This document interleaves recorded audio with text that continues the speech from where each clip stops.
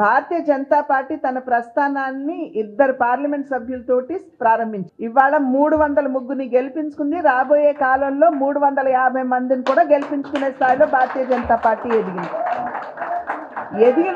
ఎదిగినటువంటి సందర్భంలో ఆ పరిస్థితులకి అనుకూలమైనటువంటి నిర్ణయాలు, అప్పటి పరిస్థితులకి అనుకూలమైనటువంటి నిర్ణయాలు భారతీయ జనతా పార్టీ ఎప్పటికప్పుడు సమీక్షించుకుంటూ తీసుకున్నటువంటి నేపథ్యంలోనే ఈ స్థాయికి ఎదగలిగింది. కనుక అమిత్ షా గారు కావచ్చు, మోడీ గారు కావచ్చు, నడ్డా గారు కావచ్చు, పరిస్థితులన్నిటి కూడా సమీక్షించుకునే సరి అయినటువంటి నిర్ణయం తీసుకుంటారు. ఎప్పటికప్పుడు సమయానుకూలంగా పరిస్థితిని బేరీజు వేసుకుని పార్టీ బలోపేతం అయ్యేటువంటి నిర్ణయాలు మా నాయకత్వం తీసుకుంటుంది. కార్యకర్తలకు ఎటువంటి కన్ఫ్యూజన్ లేదండి. భారతీయ జనతా పార్టీని బలోపేతం చేసుకోవాలనే వారందరూ పనిచేస్తున్నారు. ఇప్పుడు పల్లెకి పోదాం కార్యక్రమం చేపట్టారు. పొత్తుల మీద ఆధారపడి చేయలేదు కదా, వారు పార్టీని స్ట్రెంథెన్ చేసుకోవాలనే వారు చేస్తున్నారు.